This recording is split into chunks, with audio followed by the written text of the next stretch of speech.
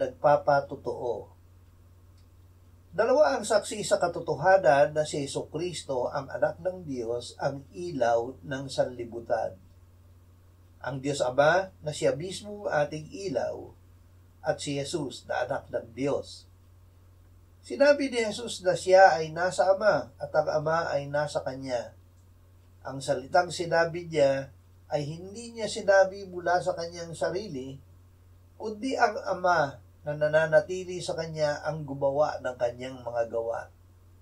Aniya, sapagkat ako'y hindi nagsasalita mula sa aking sarili, kundi ang Ama na nagsugo sa akin ay siyang nagbigay sa akin ng utos, kung ano ang dapat kong sabihin at kung ano ang dapat kong bigkasin.